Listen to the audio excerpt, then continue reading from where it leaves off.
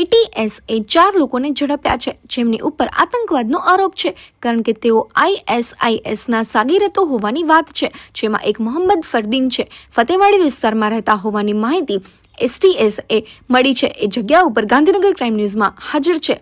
આ જે મકાનો દેખાય છે, આ સોસાયટી, આ ડુપ્લેક્સ જે ગુલમહોર ડુપ્લેક્સ કહેવાય છે, અને આ જે ઝાડીમાંથી આગળ અને જે બાઇક પડ્યું છે એ 3જા નંબરનું આ મકાન છે કે જ્યાં આ મોહમ્મદ ફરદીન પોતાના પરિવાર સાથે રહે છે.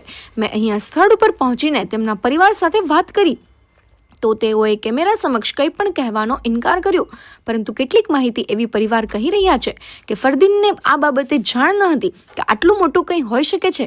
એ ગ્રુપમાં કોઈ જોઈન્ટ થયો હતો, તેમાં તે વાતચીત કરતો હતો, તે ચીટિંગ કરતો હતો, તેમાં કોન્ટેક્ટમાં રહેતો હતો. મોહમ્મદ ફરદીન સિલાઈ કામ કરે છે, તેના પરિવાર પણ સિલાઈ કામ કરે છે. તેના ઘરમાં 2 ભાઈ, 1 બહેન અને 1 માતા છે.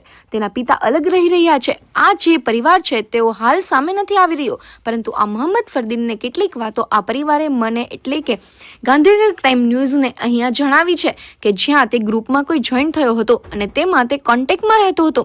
એટલે કે આ બાબત સ્પષ્ટ છે કે ગ્રુપમાં આ ફરદીન જોઈન્ટ થયો હતો અને તે બાદની આ પ્રવૃત્તિ તેની ક્યાંક ચાલતી હતી, જે બાબતે આ ATS એક કાર્યવાહી કરી છે.